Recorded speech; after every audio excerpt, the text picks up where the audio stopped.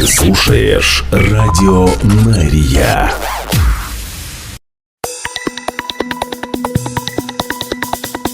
Израильская служба новостей в прямом эфире на Радио Мария. Здравствуйте. Сегодня 14 января. Мы начинаем.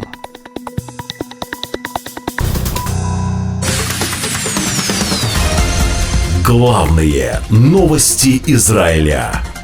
Слушай на Радио Мария. И начинаем с сообщения, которое разрешено к публикации. На севере сектора Газа пали 5 солдат армии обороны Израиля. Еще 10 получили ранения. Об этом сообщают военные. В Газе пали капитан Яир Яков Шушан, 23 года, командир группы в разведроте бригады Нахаль. Старший сержант Яхав Хадар, 20 лет. Старший сержант Гай Кармель, 20 лет. Старший сержант Йоав Фефер, 19 лет. Старший сержант Авель Вайсман, 20 лет. Все они служили в разведывательном подразделении бригады Нахаль. Светлая память.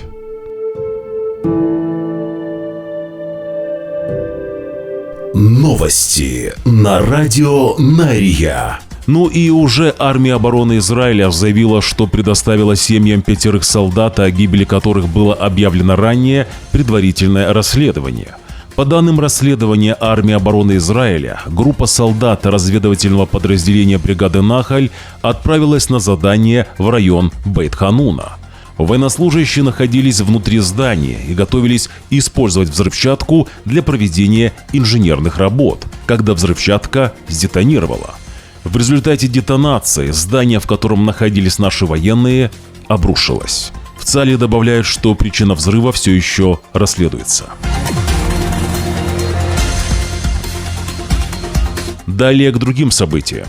Сегодня в Дохе состоится раунд переговоров о прекращении огня в секторе Газа для окончательного согласования оставшихся деталей сделки, сообщил агентству Reuters официальный представитель, который знаком с ситуацией. Соглашение о прекращении войны в Газе, цитирую, ближе, чем когда-либо, заявил чиновник, добавив, что на встрече, как ожидается, будут присутствовать спецпредставитель избранного президента США Дональда Трампа по Ближнему Востоку Стив Витков, уходящий спецпредставитель администрации Байдена Брэд МакГерк, а также глава израильской службы Моссад Давид Барнеа и глава Шабак Ронен Бар.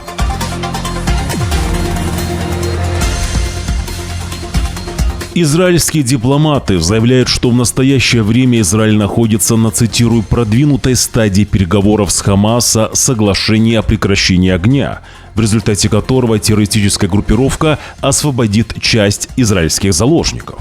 В ходе брифинга для военных и журналистов официальные лица заявили, что в переговорах, которые координируются странами-посредниками Катаром и Египтом, а также уходящей и новой администрацией США, наблюдается прогресс, но подчеркнули, что сделка еще не завершена. По словам израильских официальных лиц, прогресс в переговорах стал результатом падения возглавляемой Ираном оси на Ближнем Востоке, падения режима Асада в Сирии и поражения Хизбаллы в Ливане. Это же привело к усиленному давлению на Хамас. Чиновники также говорят, что давление и угрозы со стороны избранного президента США Дональда Трампа помогли усадить Хамас за стол переговоров и подчеркивают, что Израиль сотрудничает с командами как Байдена, так и Трампа. Чиновники заявляют, что на первом этапе потенциальной сделки Хамас освободит 33 заложника – детей, женщин, женщин-солдат, пожилых и больных. Чиновники говорят, что все 33 официально считаются Израилем живыми, но Иерусалим в настоящее время не получил никакого подтверждения, живы ли они. Израиль также готов к возможности того, что некоторые из них не выжили. Если первый этап будет выполнен, то на 16-й день после вступления соглашения в силу Израиль начнет переговоры по второму этапу, чтобы освободить оставшихся пленных, мужчин-солдат и мужчин призывного возраста и тела невыживших заложников, говорят чиновники. Они же и опровергают сообщения, появившиеся ранее о том, что первые израильские заложники будут освобождены только через неделю после вступления в силу соглашения о прекращении огня. Чиновники утверждают, что Израиль удерживает значительные активы, включая известных террористов и территорию в секторе Газа, чтобы использовать их в качестве рычага давления на втором этапе переговоров, чтобы гарантировать возвращение всех заложников домой. В соответствии с соглашением о полном прекращении огня Израиль выведет свои войска из большинства районов сектора Газа, а также освободит палестинских заключенных из израильских тюрем, включая террористов, которые совершили смертоносные атаки. Чиновники говорят, что военные цели останутся в новой буферной зоне внутри Газы, чтобы лучше защищать израильские приграничные общины. Израиль же не уйдет полностью из Газы, пока не будут достигнуты цели войны, среди которых и возвращение всех заложников. По словам официальных лиц, в период между двумя этапами Израиль продолжит удерживать Филадельфийский коридор вдоль границы между Газой и Египтом, а также будут приняты меры безопасности для палестинских гражданских лиц на юге Газы, которые желают вернуться на север сектора. Ну и, как только что стало известно, в рамках сделки террористическая организация «Хамас» требует тела Яхьи Синвара. Высокопоставленные политические чиновники Израиля комментируют: Израиль не будет передавать тело главного террориста Синвара Хамасу. В рамках сделки этого не произойдет. Точка. Конец цитаты. Главные новости Израиля. Премьер-министр Израиля Биньямин Нетаньяху встретился с министром национальной безопасности Итамаром Бен-Гвиром, чтобы оценить его реакцию на возможное соглашение о прекращении огня по освобождению заложников. Напомню, что Бен-Гвир был одним из самых ярых противников соглашения с Хамас и неоднократно угрожал выйти из коалиции. Подробности о встрече пока не сообщаются.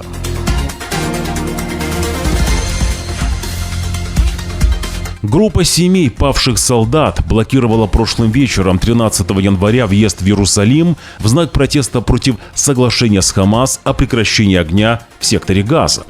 Демонстранты держали плакаты с надписью, цитирую, «У вас нет полномочий сдаваться Хамасу». Они призывали правительство не подписывать соглашение, которое позволит Израилю прекратить боевые действия и освободит сотни, если не даже тысячи палестинских заключенных в обмен на заложников. Другие же держали фотографии своих близких с надписью «Их смерть призывает нас к победе». Конец цитаты. Новости на радио Найрия. Президент США Джо Байден заявил, что, цитирую, «Мы находимся на грани того, что предложение о сделке о заложниках, которое он изложил в мае, наконец-то будет реализовано. За многие годы своей государственной службы я усвоил, что никогда не следует сдаваться», сказал Байден в своем заявлении по вопросам внешней политики в Государственном департаменте. По его словам, вчера он разговаривал с премьер-министром Израиля Биньямином Нетаньяху. Сегодня разговаривал с чиновниками из Катара, вскоре проведет телефонный разговор с президентом Египта. Соглашение, которое мы заключили, освободит заложников, остановит боевые действия, обеспечит безопасность Израиля и позволит нам значительно увеличить гуманитарную помощь палестинцам, которые ужасно пострадали в этой войне, сказал Джо Байден. Новости на радио Найрия. Главные новости Израиля. Министр финансов Израиля Бецалель Смотрич заявил, что его партия «Религиозный сионизм» не будет частью готовящегося соглашения о прекращении огня и освобождении заложников из сектора Газа, которое он называет, цитирую, «катастрофой для национальной безопасности Израиля». «Мы не будем участвовать в сделке о капитуляции, которая включала бы освобождение террористов, прекращение войны и сведение на нет достижений», говорится в заявлении Смотрича. «Настало время продолжать действовать со всей нашей мощью, оккупировать и очистить весь сектор Газа, наконец взять под контроль гуманитарную помощь и открыть врата ада в Газе до тех пор, пока Хамас полностью не сдастся и все заложники не будут возвращены», заявил Бецалель Смотрич. В это же время раввин Дов Леор, один из самых авторитетных религиозных лидеров Израиля, призывает людей выйти на акции протеста против соглашения об освобождении израильских заложников, которые удерживаются Хамас в секторе Газа. Дов Леор описывает это соглашение, цитирую, как капитуляцию правительства перед диктатом об освобождении террористов. В видеообращении Леор добавляет, что протесты важны, чтобы попытаться сорвать планы всех тех, кто хочет отрезать части нашей земли, тех, кто отпускает террористов из тюрем, как будто это принесет мир. Раввин добавляет, что мира не было, нет и не будет. Цитирую: «Нам нужно стремиться очистить землю от всех террористов, чтобы вся земля Израиля принадлежала только еврейскому народу». Конец цитаты. Протестующие собрались возле дома министра юстиции Израиля Ярива Левина в Модиине, выступая против возобновления планов правительства по реформированию судебной системы. Цитирую: «Народ Израиля с замиранием сердца ждет соглашения о заложниках, а израильское правительство вместо этого видит в этом возможность восстановить судебную реформу», говорится в заявлении организаторов протеста. Напомню, что на прошлой неделе Ярив Левин и министр иностранных дел Израиля Гидеон Саар выдвинули новый план реформы судебной системы.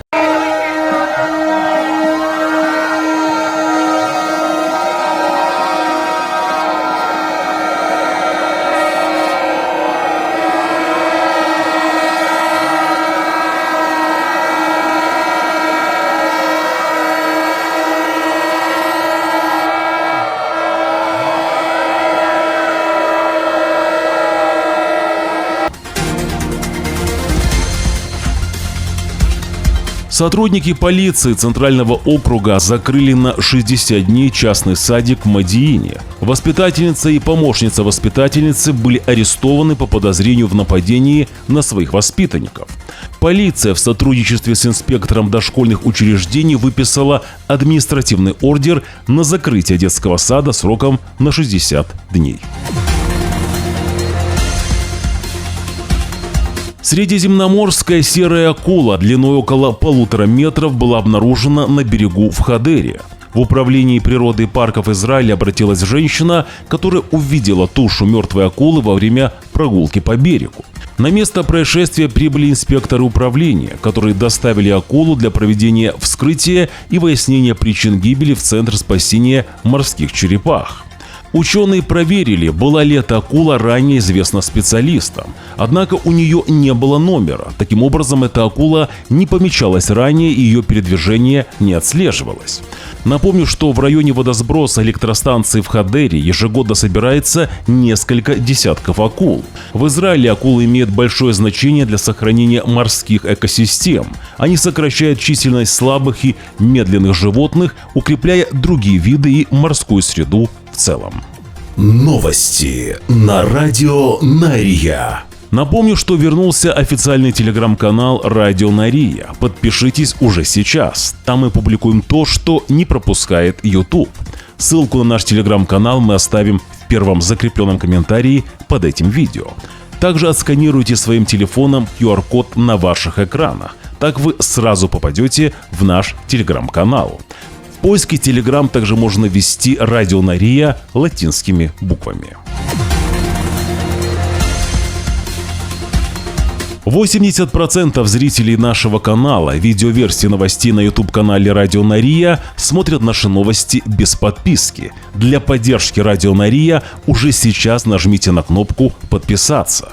Также нажмите на палец вверх, если видео вам понравилось, или же на палец вниз, если видео не понравилось. Напишите свой комментарий. Благодарность и нашим спонсорам. Их имена сейчас на ваших экранах. Израильская служба новостей желает вам хорошего дня.